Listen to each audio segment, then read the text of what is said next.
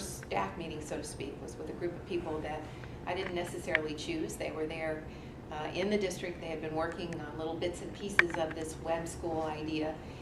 So I took a piece of paper and I wrote the word student and put it in the middle of the table, and I said, we have permission to break all the rules and reinvent education as we know it. So what if we designed an educational system that put the student at the center of every decision that we made, rather than the adults' schedules? And from there, we started to ask our questions. If we were truly going to do that, what would this school, which we like to say school is now a verb, what would it look like?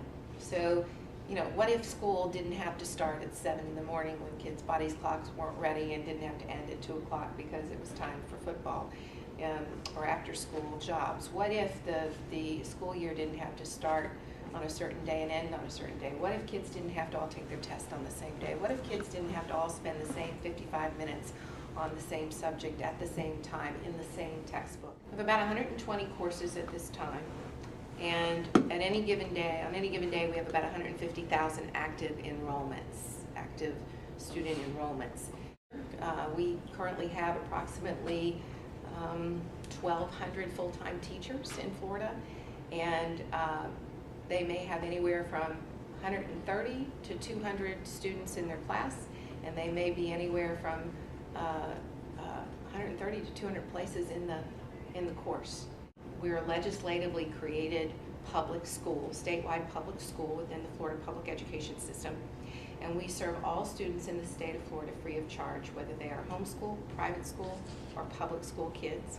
So the way that we're funded is we're funded on a per pupil funding formula, just like the school districts are, except that we're funded on performance.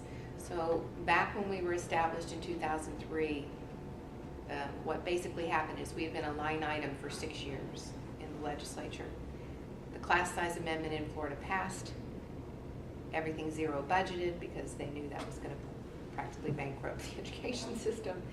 And overnight, we went from being a line item, which was no threat to the districts whatsoever because everybody was funded twice, to now we were within the funding formula on a per pupil basis, but we had to either be a seat time model or a performance-based model, and we selected to be a performance-based model based on the fact that we believed in what we did, and we believed that, you know, we should not be paid just for showing up, that kids needed to, we believed so strongly in how we had changed the educational experience that we were up for that challenge, which completely changed the culture of our organization, completely changed the type of teacher that wanted to work for us and with us, and completely, we think, changed the outcomes of students and student success.